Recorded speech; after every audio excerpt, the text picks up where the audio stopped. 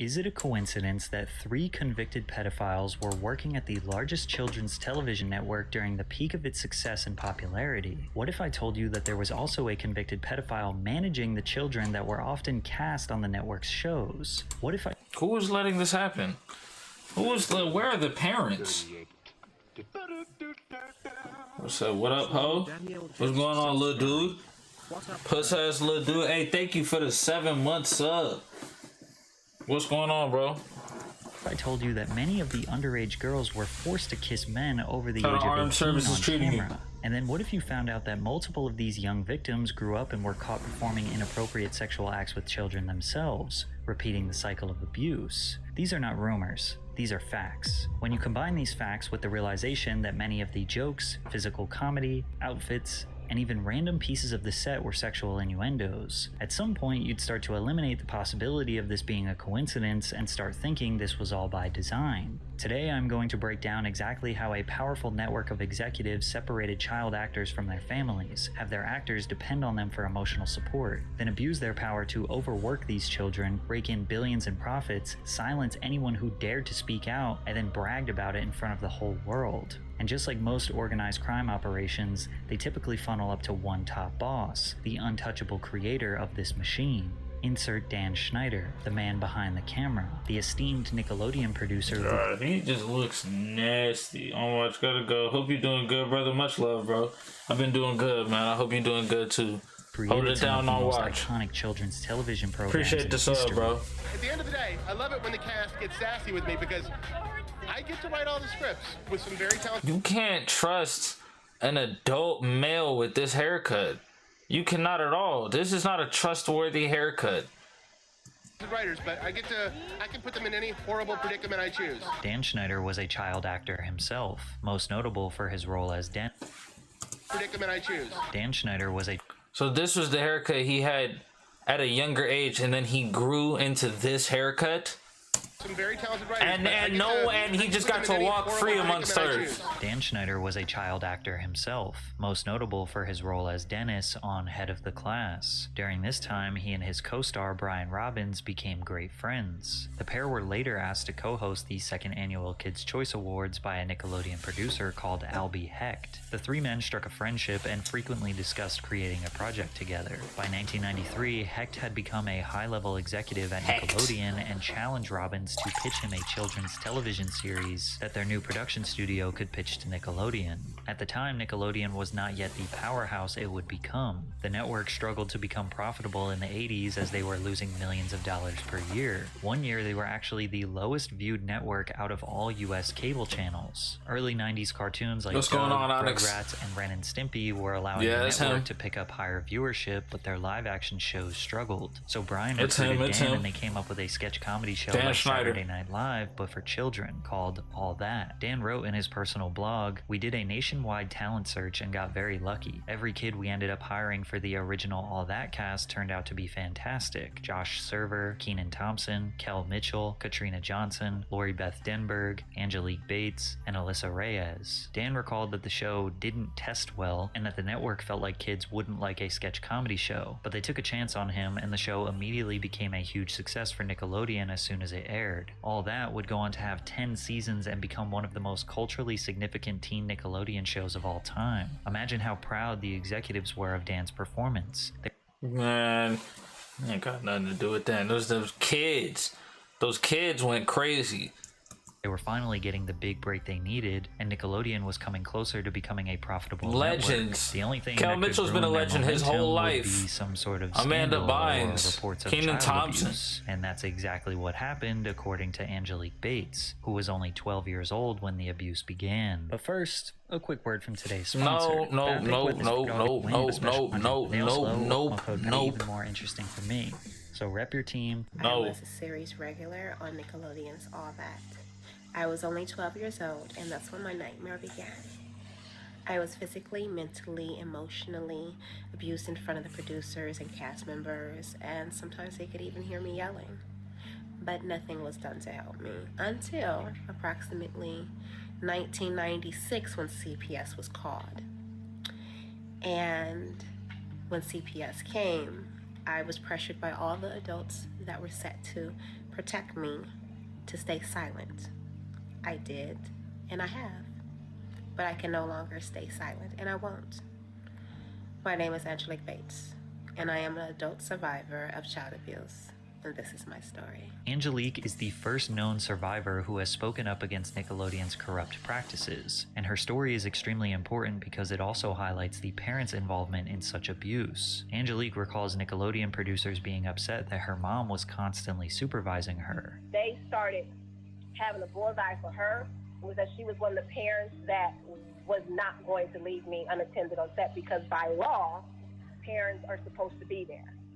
So they didn't like that fact that she wouldn't leave me. Some parents would leave their kids unsupervised while they worked. Why would they not like that? They trusted the producers and did not want to interfere with their child's opportunity to build a career for themselves. Angelique's mother was not like that, and she even recalled a time where someone made a sexual advance towards her and her mother threatened to sue the network. Unfortunately, Angelique's mother was also physically and emotionally abusive towards her, so she wasn't safe on set or at home. The double-edged sword with my mom. My mom's beating my ass, but then she's like protecting me from Nickelodeon all at the same time.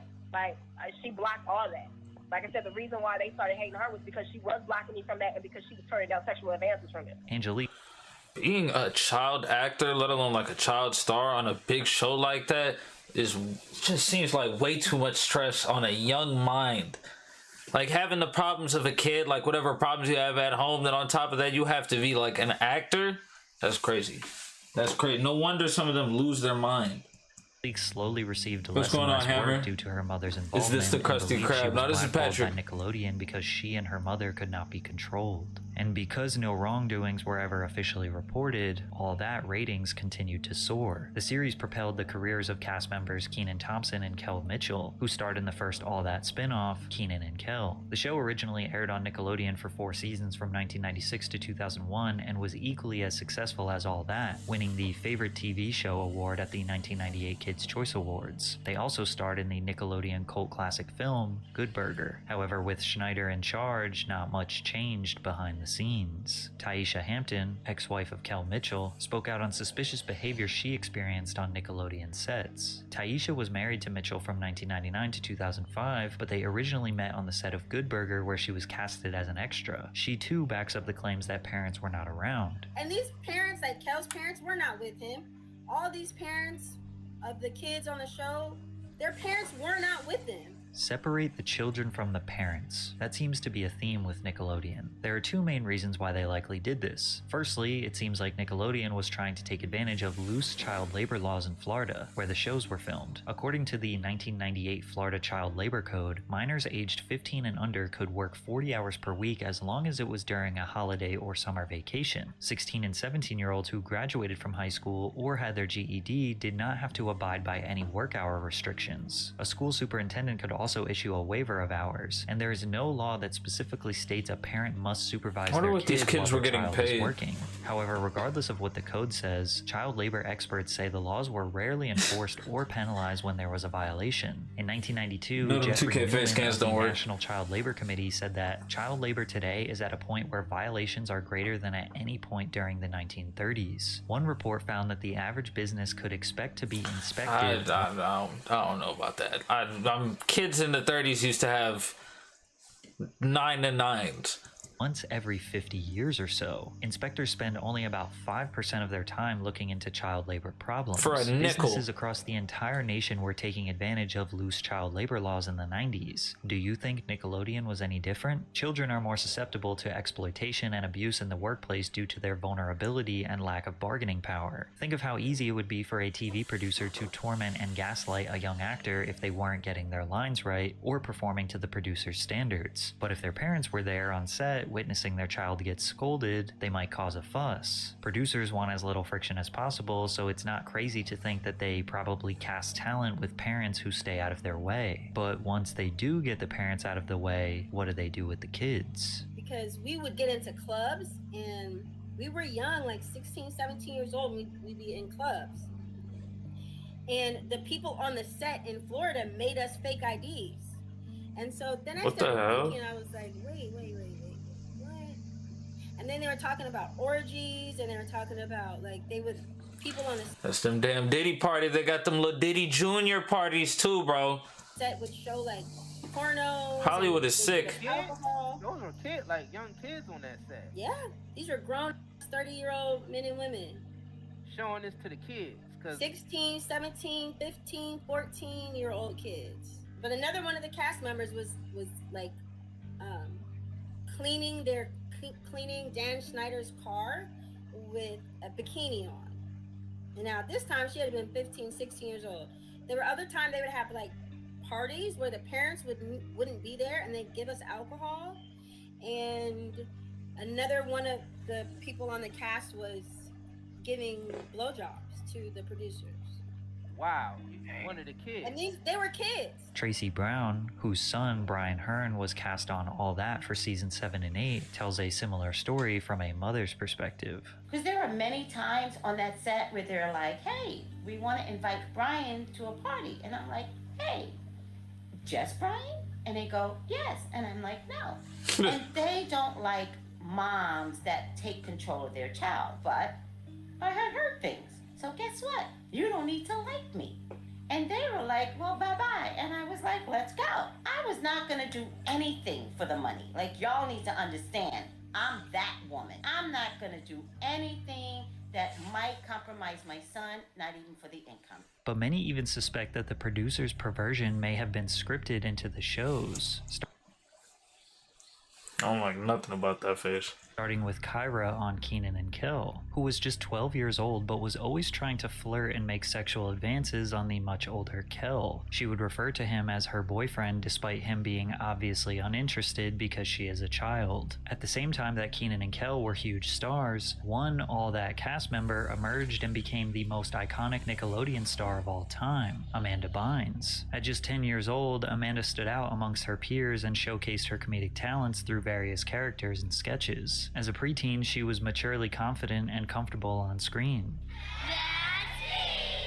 According to Leon Frierson, who was cast on All That since season 1, Schneider showed clear favoritism for Bynes. We had to go to school on set. There would be times when Amanda would just be missing, he recalled in the docuseries. A lot of times we would hear she would be with Dan, pitching ideas and writing. We see them grow closer to each other on set. He continued, Amanda Bynes' parents were very hands-on in her career, specifically her dad. His presence was always felt. A big part of that was his relationship with Dan Schneider. Like we said before, hands-on parents were not wanted on Nickelodeon's set. That is, unless they are bending to the interests of Dan Schneider. Despite the favoritism, Dan never planned on giving Amanda her own show because he claims he never wanted to be on children's television. He initially created and helped produce a series called Guys Like Us for the United Paramount Network at their primetime 8 p.m. slot. Guys Like Us revolves around two young men, Sean Barker and Jared Harris. The pair are forced to look after Jared's 6-year-old brother Maestro, who comes to live with them after Jared's father accepts a job opportunity overseas. Why don't you go wash your hands? They're clean. Well, then go wash your feet. Dan's sitcom designed for adults was an utter failure as he was not funny nor creative enough to keep adults entertained. It was canceled after one season due to abysmal ratings, so he shifted his focus to creating a show around Amanda. The Amanda Show was a sketch comedy television program that had a very similar look, feel, and comedic style as All That and I used to love this show. Schneider struck gold again. I remember the doors in the back. The highest rated live action television program on Nickelodeon during its run. Amanda portrayed various characters that would become iconic, such as Judge Trudy, Bring in the dancing lobsters. Crazy Courtney, and Amanda's obsessive fan, Penelope Taint. My name is Penelope Taint. I'm Amanda's #1 fan, please.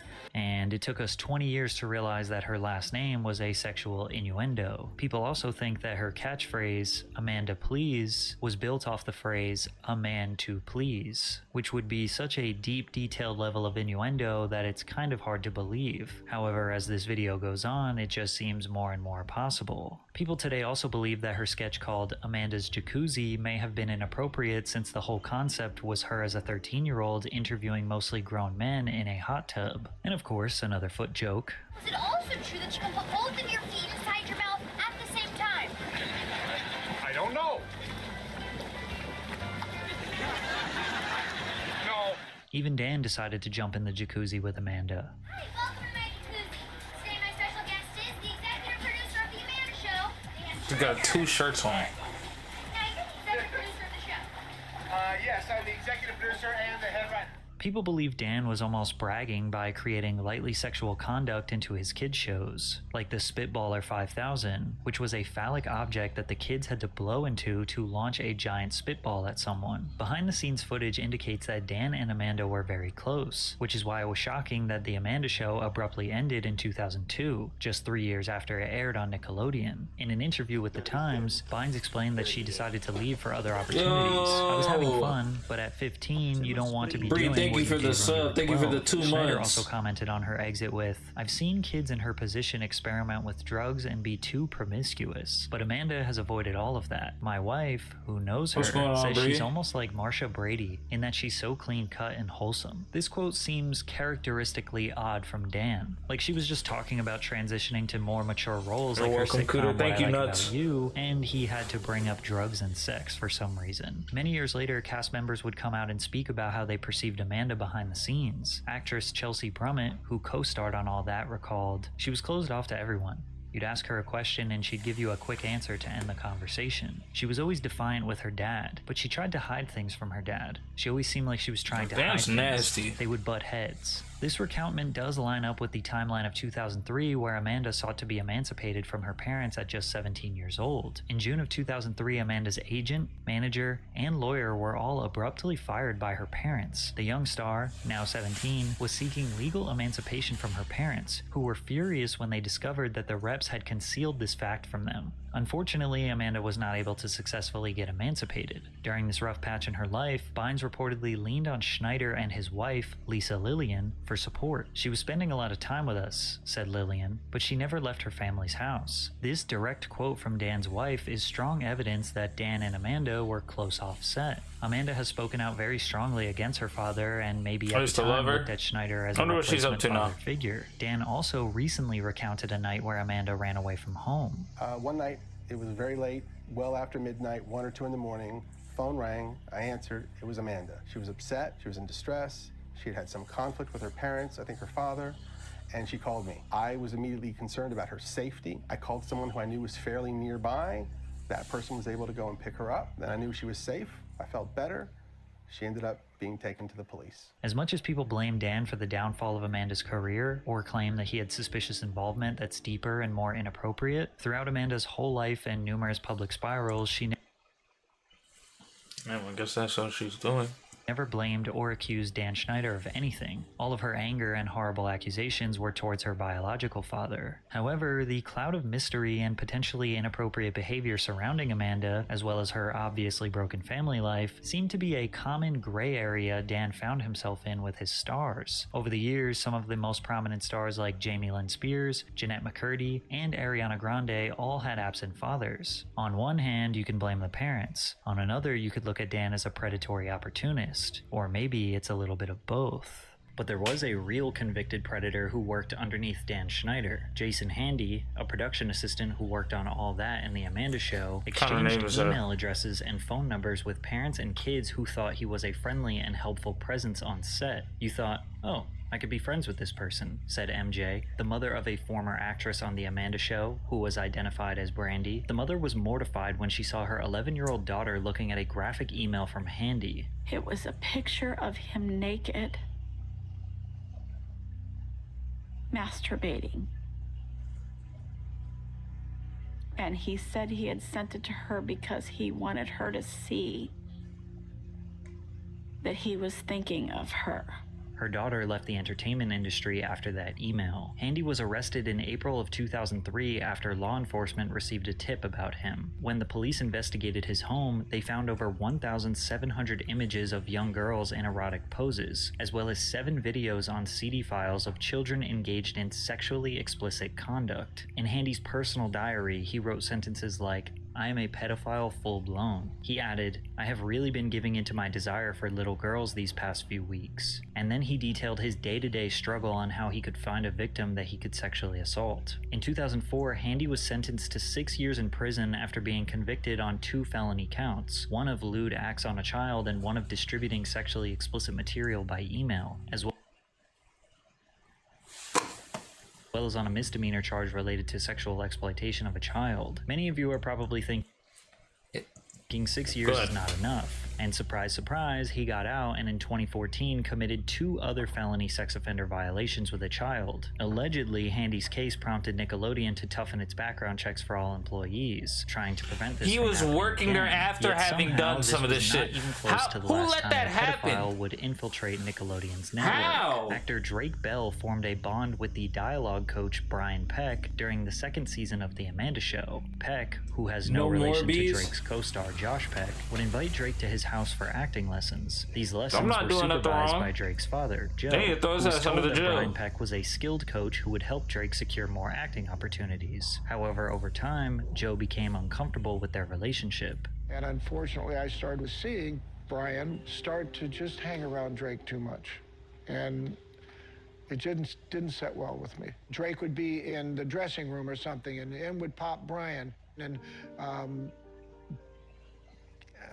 just touch Drake. You know, do things that, wait a second, what are you doing? Drake can put that on himself. And the thing is, this is in front of people. Joe expressed his concerns with production personnel and said he was uncomfortable with Brian, only to be called homophobic because of Brian's sexual orientation. Therefore, Joe backed off. Once this got back to Brian, he manipulated Drake into severing ties with his father/manager, suggesting that Joe was sabotaging actual Drake's predators. career. Peck subsequently integrated himself into multiple Preying areas on of children. Bell's life and became a father figure for the young actor. I think it's time for Eventually, 2K. Peck convinces Let's Drake's play mother to 4. let him stay at his house during auditions. These predators entice the children with fame and fortune, convince them that their parents are trying to hold them back, then totally isolate them and do who knows what behind closed doors. It's likely that all the kids who made it out unscathed were because of parents who stepped in and removed their child from the situation before it was too late. However, the more popular the actor was, such as Drake Bell, the more difficult it became to remove them from the industry. Sadly, with Brian Peck and Drake Bell, we do know what happened behind closed doors. When Drake slept on Brian's couch, the sexual assault began. I was sleeping on the couch where I would usually sleep, and I woke up to him. I just opened my eyes, I woke up, and he was sexually assaulting me. Why don't you think of the worst stuff that someone can do to somebody as a sexual assault? And that'll answer your question. Drake wouldn't tell anyone for several months. The abuse persisted until Drake began spending more time at a girlfriend's house. One day, when he was supposed to meet with Brian, Drake said he did not want to hang out. Brian then started calling his phone nonstop. When Drake failed to answer, Brian obsessively started calling his girlfriend's house, which is when the girlfriend's mother suspected something was wrong and took Drake to her family therapist. He later detailed the abuse to his own mother, who called the police. I had to be excruciatingly detailed about every single thing and time that it had happened with 2 absolute strangers. The worst part was I had to make a phone call to Brian and get him to admit to what he'd done. The police monitored a wired phone call with Brian, who broke into a full-on confession that led to his arrest. The investigation was conducted privately, and Bell remained unidentified to the public for several years due to his age at that time. Drake did tell Dan Schneider about this situation right before the trial. And when Drake and I talked and he told me what had happened, I was more devastated by that than anything that ever happened to me in my career thus far. And I told him, I'm here for you. What do you need? But Drake's mom, a lovely woman who I stay in contact with this day, she came to me at the time and she said, Dan, I'm not good with words like you are. And would you help me with my speech for the judge? I said, of course.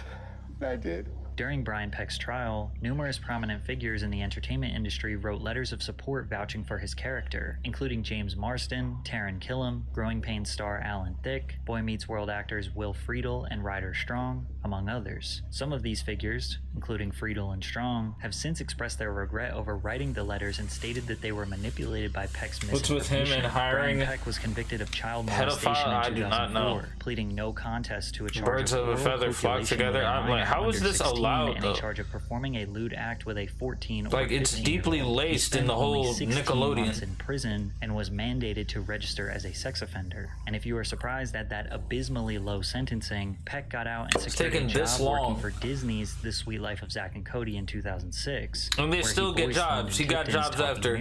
Got to work on Zack and Cody. The Disney Channel hired a registered sex offender. Despite these horrible circumstances, Drake remained in the industry and would go on to star alongside Josh Peck in their legendary Dude, I have not seen the dad from Drake and Josh's face in so long.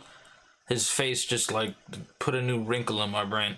Buddy comedy Drake and Josh, which again caused the network's ratings to explode to new heights. The series premiere was watched by 3.2 million viewers, the network's highest rated series premiere in nearly 10 years. Drake and Josh episodes regularly saw viewership upwards of 5, 6, 7 million. As of 2006, the show ranked consistently among the 10 most watched cable shows across all of television, and you could just add Zoe 101 to the list of Dan's dominant programs, which saw an average of 3 million viewers per episode. It was on the set of Zoe 101 where even more photos emerged of Dan getting a little too comfortable with the cast, particularly Erin Sanders, who was merely a child being held and coddled on Dan's lap. You can also see this photo where Dan's hand is resting on the child's lower back. Zoe 101 also had 34 different kissing scenes across its 4 seasons. While this may not seem that strange for a teen drama show, it did often lead to underage female actresses kissing over 18-year-old males. Brando Eaton was 20 years old and Victoria Justice was 14. Victoria at this time also had to kiss Jaron Vosberg, who was 18. And get this, 12-year-old Jamie Lynn Spears had to kiss 22-year-old Justin Timberlake on the set of All That, and Justin dated Britney Spears, which is Jamie's sister, 3 years earlier. Also, this Zoe 101 scene resurfaced recently, and many believe it to be a sexual innuendo. Spears' co-star, Alexa Nicholas, recalled Dan making a crew member squirt the syringe of goo at Spears over and over again. It's also important to remember that all of the information that you now know from this video was totally unknown by the public at the time. All the allegations and predatory behavior was all silenced before they could ever reach headlines. Barely any media outlets were reporting on why pedophiles were allowed to work on set. Survivors were scared to speak their truth, and even if they wanted to, they would have to go through a publicist or rely on a potentially corrupt media outlet to tell their story the right way. All anyone saw was the final product on television, so we assumed everything was consensual and safe and approved by people who had the best interests of the children in mind. Even if the network was suspicious of Dan and his production staff, which they weren't, they were going to do anything and everything to protect his reputation because Nickelodeon was red hot. At this point, they had been the #1 network in viewers aged 2 to 11 for over a decade. They were raking in millions of viewers and billions of dollars. Dan had more power than ever and was about to unleash all of his sick fantasies through iCarly. The basic premise of iCarly was that Carly Shay, played by previous Drake and Josh co-star Miranda Cosgrove, and her friends Sam and Freddie, played by Jeanette McCurdy and Nathan Kress, produce a web show from Carly's older brother's apartment. The show resonated with the real-world rise of online content creation and the growing influence of social media platforms like YouTube during the 2000s. The show within a show encouraged fan interaction by incorporating segments that invited viewers to participate in the show's interactive elements. Additionally, the characters often responded to fan mail and viewer submissions on their web show, further blurring the lines between fiction and reality. Like, take a look at this time they called a 12-year-old lock them the fan. fuck up. He's probably never gonna go to jail too. Dan Schneider is probably never gonna go to jail, maybe when he's really, really old, just because he's so damn rich and he can just get away with shit. I'm 12. No way, I just turned 16. You're 12? Yes. I'm like a little over double that. Yeah, Jerry's all old. So, what do you like about iCarly? I love it. It's really funny. Anything else you want to know about iCarly or any questions or anything? No. No, you're all set? No? Thank you. I know what I know. Would you like us to get on a plane and come to your house? Yes. Oh, well, that's not going to happen. Oh, okay. Okay. Dan himself often communicated directly with fans on his blog, danwarp.blogspot.com. It's a good way to stop someone from watching your show. Information and did Q&As. He also started giving tons of behind-the-scenes clips to his Dan Warp YouTube channel, giving us insight on the cast's uncomfortability around him. What? It wouldn't be a video from iCarly if I didn't do this to you. I don't know. Oh, yeah. What are you doing? I don't know. What's going on? What are you wearing today? Who did your outfit? I did I've had too much caffeine. Don't do anything with this footage. Please, it's so lame.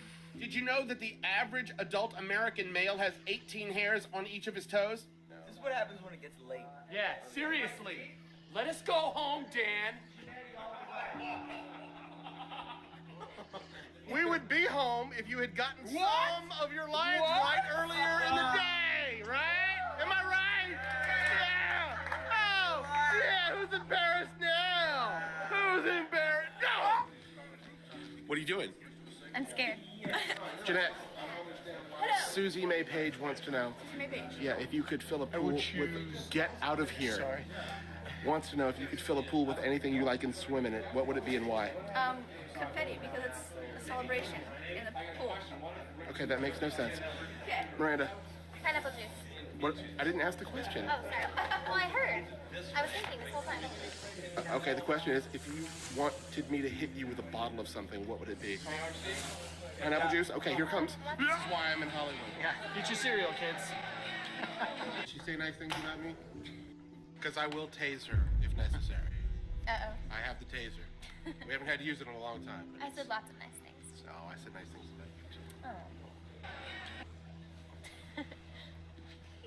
That's gonna get on TV. That's gonna get on TV. In these clips, you can get a glimpse of Dan's Yeah, like that. unpredictability. That's gonna get on That TV. shit made him turn around. That's gonna get on TV. That's gonna get on TV. He responded In these quickly. clips, you can get a glimpse of Dan's unpredictability. I mean, just look at how Miranda steps away from Dan as he proceeds to make his way around her back, and then hugs her from behind as she stands awkwardly still. As you can see, while Dan is shoving a camera in these actors' faces, they're often confused. Is he joking? Is he angry? Is he creepy? Is he going to touch them or grab them? They look extremely uncertain around him as he talks to them like a classic jester. But iCarly was a massive success for the network throughout its 6 seasons from 2007 to 2012. The pilot episode debuted on Nickelodeon to an audience of 4.1 million, followed by the second episode on the same day with 3.9 million viewers. The show was nominated for an Emmy Award for Outstanding Children's Program 5 times, and averaged 4.6 million viewers throughout its time on Nickelodeon. Somehow, Dan managed to outdo Drake and Peak Josh. iCarly But was looking back on the booming. show, many of the jokes and innuendos were more blatant than we remember. iCarly way better than Zoe 101. Yeah!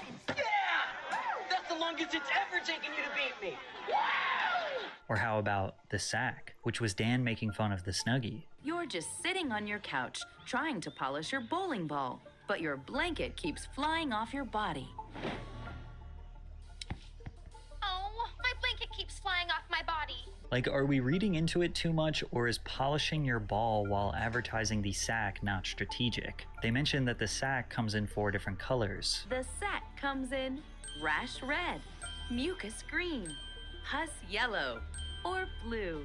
His shows are always displaying close-ups of feet and putting cast members in predicaments where they have to touch each other's feet. Nobody thinks feet are this funny, especially not for them to be such a recurring bit in a television show. Many have pointed out that the Nickelodeon logo at one point was a foot, suggesting that Dan's influence was so strong he got them to change their logo momentarily to his fetish.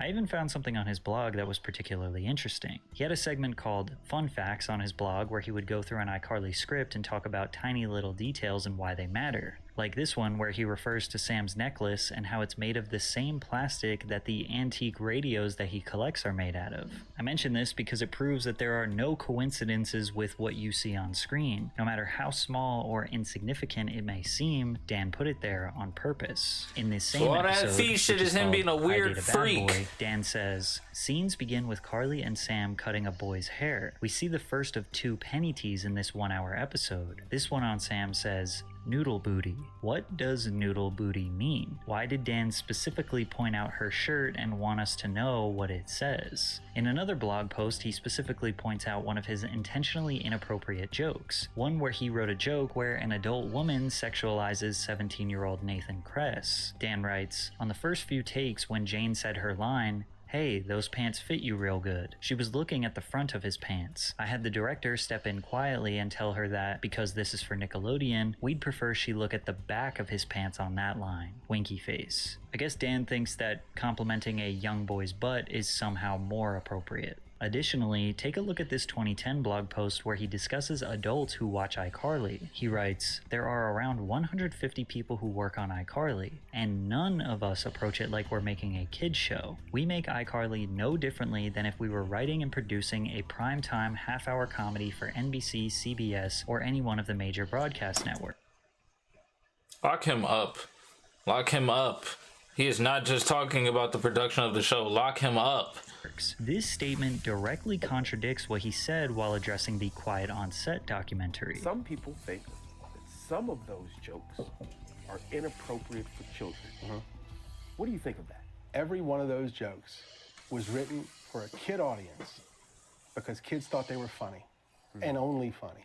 So Dan, are the jokes for adults, like you said 10 years ago on your blog, or are they for kids, like you just said recently when the pressure is at an all-time high? It was also during iCarly when 47-year-old Martin Weiss, who managed dozens of child actors, was formally charged with sexually abusing a former client. The victim told police that he had sex with Weiss 30 to 40 times about 6 years ago, and the abuse ended when he turned 15 years old. But Weiss denied that it was rape because the 15-year-old boy showed interest. But the boy said that Martin convinced him that this was common in the industry and denying him would ruin his career. Yet again, a pedophile infiltrated Nickelodeon, and nothing changed. Still, Dan was absolutely dominating. He likely had unimaginable power at the network. Whatever he said goes, but he may have gotten a little too comfortable, maybe even cocky, because his next two shows, Victorious and Sam and Cat, would start to get him in a lot of trouble.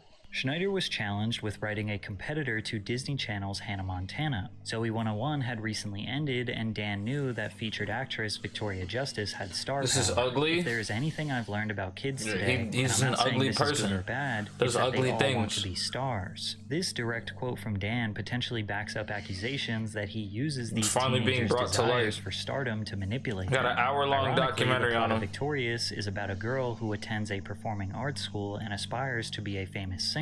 In 2010, iCarly and Victorious were the top 2 live-action shows on Nickelodeon, helping Nick maintain its 16-year status as the #1 network on all of cable. Victorious aired from 2010 to 2013 through 4 seasons, winning Favorite TV Show at the 2012 and 2013 Kids' Choice Awards, beating out iCarly, as well as receiving 4 Emmy nominations. To the surprise of no one, Dan created another iconic children's TV show, but at what cost? Before the show premiered, Nickelodeon Productions partnered with the Columbia Epic label group of Sony Music Entertainment to co-produce the series to develop talent and release their music. Ariana Grande famously got her big break on Victorious. She was the perfect addition to the show due to her amazing singing capabilities. But her role on the show was the airheaded girl who says literally anything that is on her mind. Perfect for Dan to take advantage of and insert more innuendos. Sometimes I wonder if you can get juice from a potato.